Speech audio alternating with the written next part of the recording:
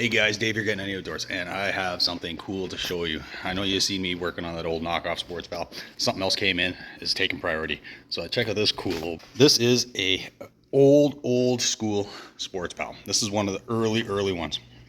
How early? See that number? It's also stamped in right there. Number 87. This thing goes way back. Excuse me. Anyways, so the guy brought it in. He wants to get a full refurb done. He already put sponsons and a liner in, but did a big patch thing up in there, but apparently it still leaks like a basket. He wants me to do the restoration on it. So the one I was working on, that old lump of poo over there, is going to wait. And this was his uncle's boat, so I'm going to do something kind of cool when I replace the deck. Oh, what are we looking at for problems? The gunnel is cracked in multiple spots. So we are going to swap the gunnel out. I'm going to tear off all whatever that is and fix that stuff. These old ones, super excited. So you're going to want to follow along with this. And if you're looking to follow up on, watch some more of that guy, you're going to want to take this finger, not this finger, your finger like this, and just give that subscribe button a slap. And then you'll be able to get notified when I'm off my lazy duckus doing some more. But first off, we got to get this guy back on the water because this was Uncle Jimmy's boat, and got to do Uncle Jimmy proud. So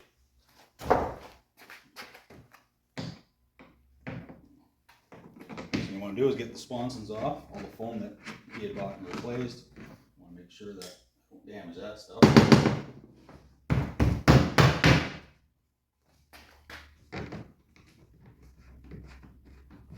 This is just a 3/8 nut driver. Pull up. Here's something new. Check this out. Here's a big old I'm not falling off carriage bolt to hold the sponsons on. So that's kind of new. Never seen that before. Okay, zoom in on this here. Oop, I'm gonna have to tilt that down. Hope you don't mind my cinematography here, guys, because oh, early morning I always get in my throat. All right. So I got to tear that off, and there's an old country song for guys like me. It's a vice grip for pliers, pliers for a wrench, wrench for a hammer, hammers everything else. Core blunge, check them out. Oh, it's and a butthead.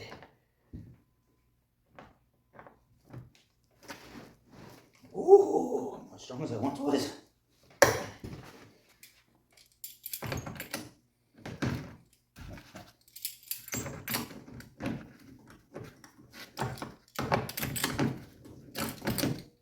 My socket, hillbilly socket set.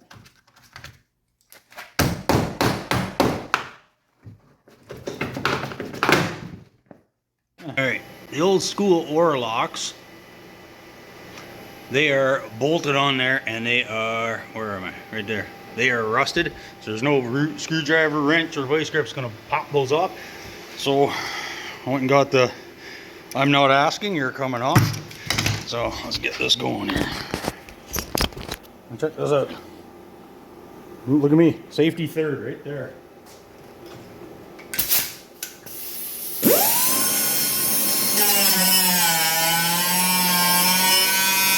I have to salvage the foam because Buddy already paid for it, all that stuff, put it in himself.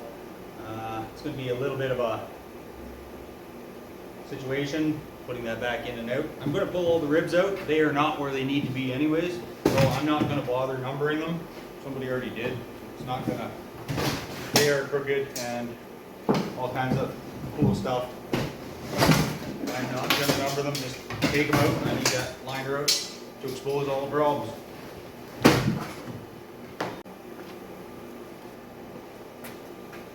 You can kind of plan on those ribs being brittle over time.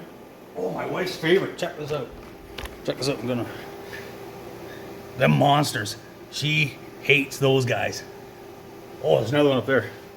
She loves them. Earwigs. If you ever see my wife with an earwig in the area, you will not see my wife in that area for long. Okay, liner's coming out. Again, take a little bit of care not to tear it all to pieces, because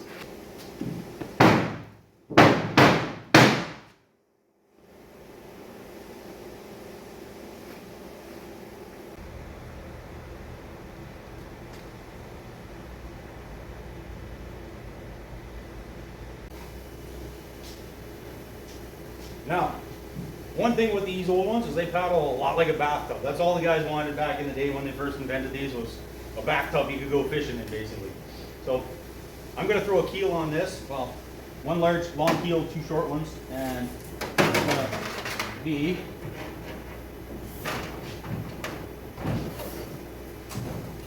my thumb.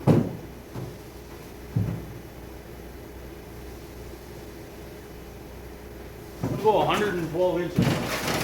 I'm going to start basically right at the end of this sealant at the nose, because that way I have something to screw it to on the, attach it to on the other side. That keel's going to allow this whole baby to paddle a little straighter, and it's also going to stop it from oil canning.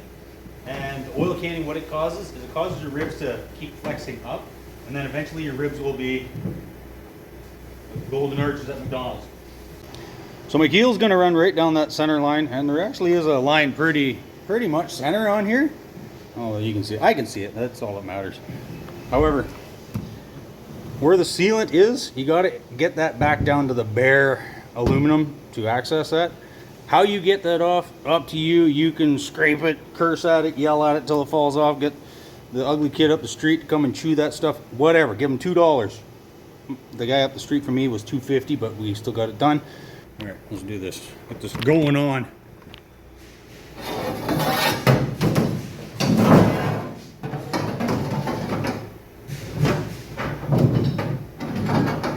This is interesting.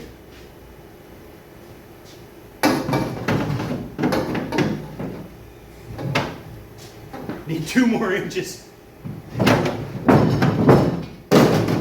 what she said. Ah!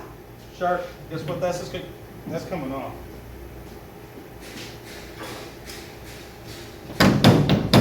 Sorry, Uncle Jimmy almost swore at your canoe.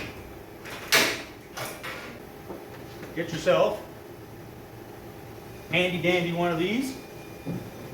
It's a Sharpie. Nothing special, but Sharpie. I have lined up in the center there, lined up in the center over here. I'm also going to mark where I want my first screw down here. And I don't know whether my Sharpie is drawing lines or not.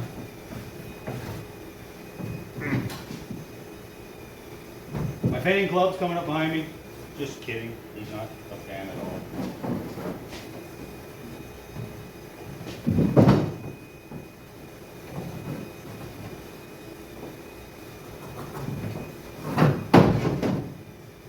Yes. We're gonna do a test fit? Yeah. Okay. We're rolling, by the way. Okay. We're rolling. There's people better at making gunnels than me. And this is him. For your flush there, this side's a little long, right? Yeah. Just 1 second. Okay, I'm flush there now, so whatever. Marker? Yeah. Catch.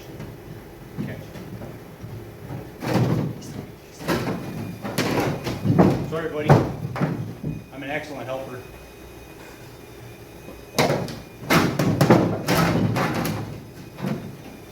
Perfect. So, we are making a gunnel because this one's all cracked and split and ugly. He's a lot better at making gunnels than me. Because mine would be like that. So, I'm also going to put 2 smaller keels off by, it's going to be 10 inches from that center line. So I'm just going to mark over 10 inches, 10 inches.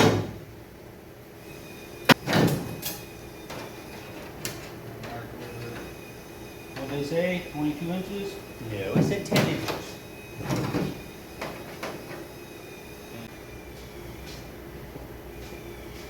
I had to get a new marker. I don't know who I borrowed the other one from, but I'm going to make sure to get it back.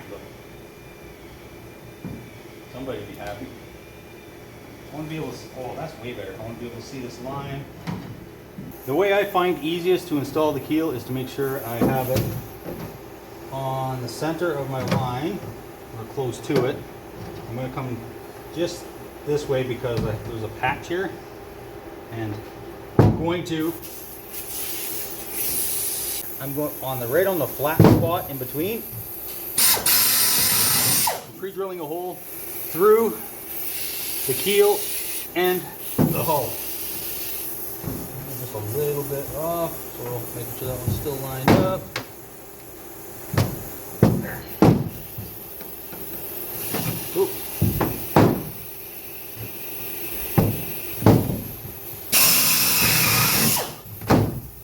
Now when I put these underneath the canoe, I have my two starting points. So I'll have my keel attached on both ends by putting my screw through from the inside. It's going to hold the keel tight and straight to the bottom of the canoe. Then I can drill my holes and put the rest of the screws on. So I did get my keel screwed on the bottom. I'm going to show you basically what you're going to do here now. Now I have that nice and tight. You're going to want to go about every 3.5, 4 inches or so. My keel is on the bottom there now. So every 3.5, 4 inches.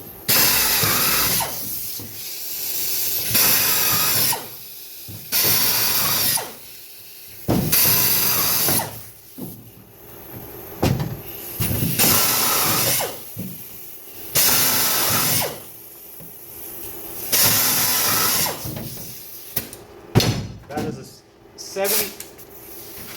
64 drill bit for these stainless steel screws. They are a different size drill than we use for the seams because the stainless steel screws are a little more easy to break. Disappointment. Forgot a step. It's gonna work, but forgot a step. Here. When I was putting the keels on, the short keels, I didn't flip it over and sand that down. There is very, very minimal space under there. I'm not going to be too concerned. However, for that long sucker in the center, I will take the sealant down on there. Disappointment, guys. I'm sorry. Sorry, Uncle Jimmy. Try and do better. Did the grinding, brought that down. So my center line is clear down there now. That'll survive. We're good. I'm going to show you guys this patch though. What's that patch look like besides a that'll do patch? I'm not going to make fun because I removed this patch here that they had also done. The only reason I removed the sealant was to see the integrity of the patch job. And though it may not be much to look at, this was actually very, very well done. So I can trust the patchwork that was done on this canoe because the man that did it actually did a pretty good job. So I'm just gonna pretty it up. Now they're hitching the giddy up. All these screws with the rust, a little bit don't fit. So all it does is got one out. No good. So I'm gonna be using the old vice grips on the back side of that. I sprayed them all with WD-40. Now I gotta use a liberal application of this and elbow grease. You know when you go for plan A, it doesn't work. You go to plan B, it's worse. So you go back to plan A with a twist. That's where I'm at. Cracks. Gonna have to try something else.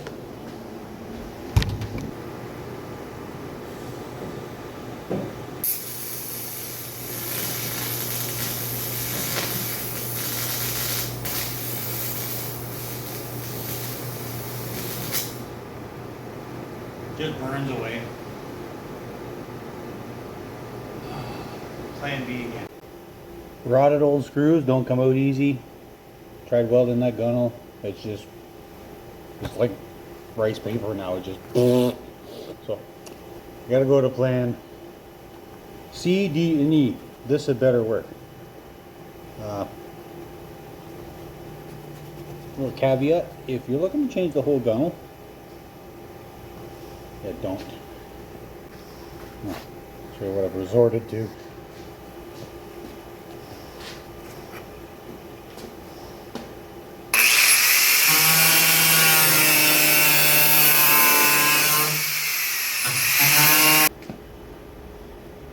Plan W.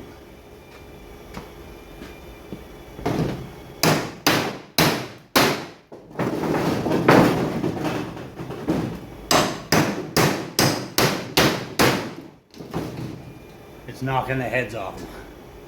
Slowly. So there's, as I said, 18,276 screws around there. I gotta smash them all off. I win. I win. There we go. I have the new gunnel in place, sorta. Not screwed down. I had to get a couple of my associates here to help me wrestle that into position and throw the clamps on it. The old gunnel came off in that chunk, and that smorgasbord of chunks down in there. She didn't go gently, but she went.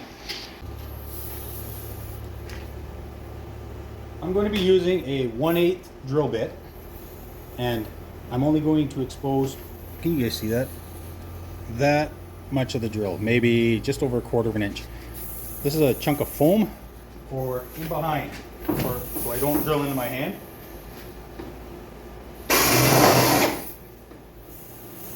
I'm going to go about every 2.5 inches or so, all the way around the canoe.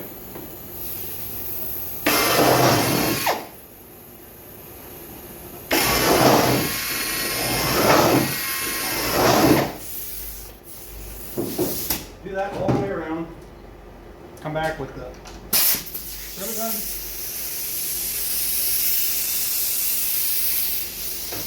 Make sure I'm pushing the sheet in tight to the gunnel from the back side and let her pop.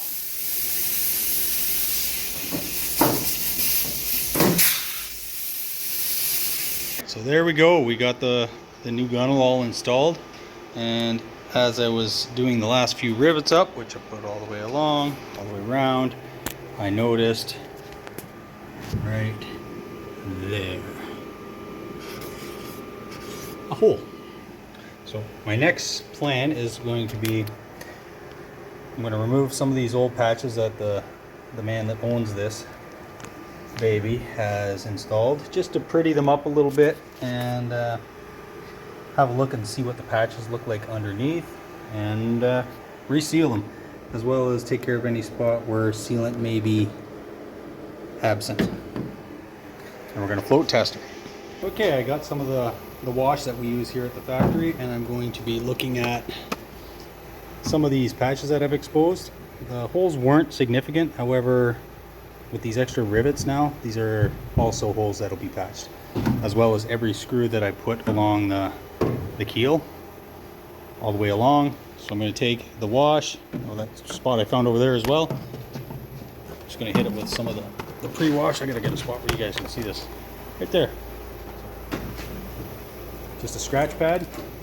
And I'm going to just over top of every spot that I plan on hitting with the sealer.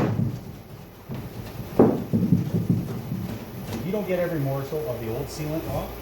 As long as you have a clean surface to start on, that stuff has something to stick to. So just make sure it's free of contamination, and you should be good.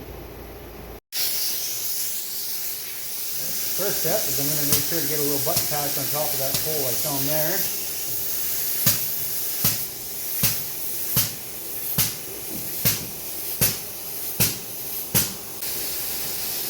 The old reliable wet rag to tap it down. If your rag is not wet, that sealant will stick to the rag really badly and make this way more difficult than it should be. There we have it. Everything that looks like it needs sealant on the inside is sealed all the way around. It will be water checked on Tuesday. That will be a long weekend. Yay, long weekend. So, yeah, almost Miller time. Here we are. I'm not at the shop. Me and old boy here. Old boys. Look at this great whisker. Never mind. So, yeah, we're going to break this into a two-parter because my phone is out of space. Check out the nuts on that dog. Anyways, no, don't. Yeah, so I'm out of space.